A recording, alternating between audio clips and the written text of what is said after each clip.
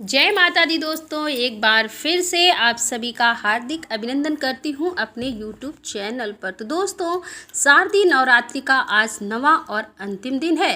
इस दिन माँ दुर्गा के 9वें स्वरूप माँ सिद्धिदात्री की पूजा की जाती है। माँ के इस स्वरूप की पूजा करने से भक्तों को सिद्ध और मोक्ष की प्राप्ति होती है। माँ अपने भक्तों पर हमेशा कल्याण करती है। आइए जानते हैं माँ सिद्धिदात्री के बारे में। दोस्तों, शारदीय नवरात्र का आज अंतिम दिन है और इस दिन माँ दुर्गा की नवी शक्ति सिद्धिदात्री देवी के पूरे विधि विधान के साथ पूजा अर्चना की जाएगी।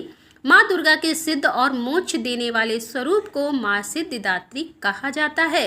इनकी पूजा करने से सभी कार्य सिद्ध होते हैं और मोक्ष की प्राप्ति होती है। मानता है कि नवरात्र के 8 दिन माँ दुर्गा की आराधना करने वालों को माँ 9वें दिन सभी की मनोकामना पूरी करती है। देव, दानव, ऋषि, मुनि, यक्ष, किन्नर, साधक और गृहस्थ आश्रम में जीवन यापन करने वाले भक्त माँ सिद्धिदात्री की पूजा अर्चना करते हैं। इनकी पूजा करने से बल, यश और धन की प्राप्ति होती है। दोस्तों, भगवान शिव को माँ से ही मिली हैं सिद्धियाँ। जानते हैं कैसे? धार्मिक ग्रंथों में उल्लेख है कि माँ सभी प्रकार की सिद्धियों को देने वाली है। देवी पुराण के अनुसार भगवान शिव ने इनकी कृपा से ही इन सिद्धियों को प्राप्त किया था। इन्हीं देवी की कृपा से भगवान भोलेनाथ का आधा शरीर देवी का हुआ था। यही देवी भगवान विष्णु की प्रेतमा लक्ष्मी के समान कमल के आसन पर विराजमान है। हाथों में कमल, शंख, गदा, सुदर्शन चक्र धारण किए हुए है। 9वें दिन सिद्धिदात्री की पूजा करने के लिए नवाहन का प्रसाद और नवरस युक्त भोजन और 9 प्रकार के फल फूल आदि का अर्पण करके नवरात्र का समापन करना चाहिए। सिद्धिदात्री देवी सरस्वती का स्वरूप है। इनके विषय में एक पौराणिक कथा प्रचलित है कि अणिमा, महिमा, गरिमा, लघिमा, प्राप्ति, प्राकाम्य, ईशित्व, वशित्व ये 8 सिद्धियां हैं। भक्तों को ये सभी सिद्धियां देने के कारण ही देवी दुर्गा के इस स्वरूप को सिद्धिदात्री कहा जाता है। माता से सिद्धियां प्राप्त करने के लिए देव, गंधर्व, ऋषि, असुर सभी इनकी पूजा करते हैं, क्योंकि सभी देवी देवताओं को माँ के इसी स्वरूप से सिद्धियां प्राप्त हुई हैं।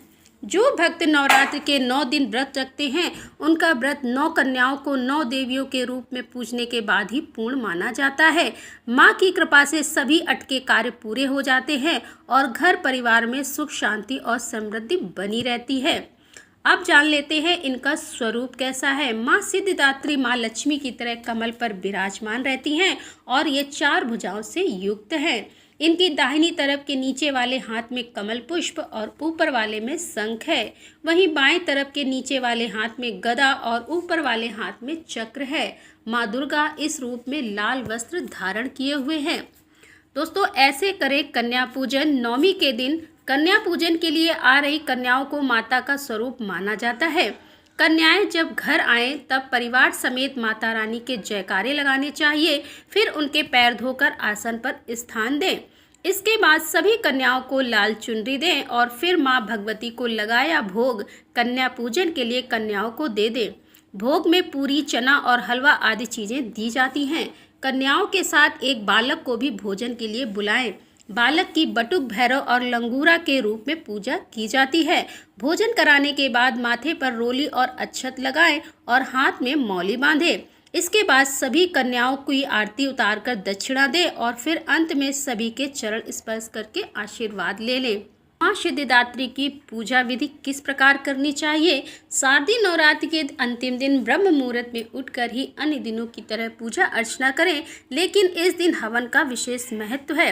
आज नवरात्रि का अंतिम दिन है, इसीलिए माता की पूजा करने के बाद सभी देवी देवताओं की पूजा की जाएगी।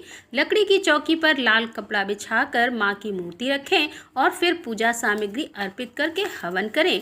हवन करते समय सभी देवी देवताओं के नाम की आहुति एक बार दे दें। हवन के समय दुर्गा सप्तशती के सभी श्लोक के साथ माँ की आहुति दी जाती है। इसके साथ ही देवी के बीज मंत्र ओम ह्रीं क्लीं चामुंडाय विच्चै नमो नमः का 108 बार जप करते हुए आहुति दें और फिर आरती उतारें। इसके बाद सब परिवार के साथ माता के जयकारे लगाएं और पूजन करें। माँ सिद्धिदात्री को भोग में आप हलवा व चना का विशेष महत्व है। इसके साथ ही पूरी, खीर, नारियल और मौसमी फल भी अर्पित कर सकते हैं। बोलो सिद्धिदात्री माता की जय। तो दोस्तों यहाँ पर वीडियो को विराम देते हैं, मिलते हैं अगले वीडियो में, तब तक के लिए जय माता।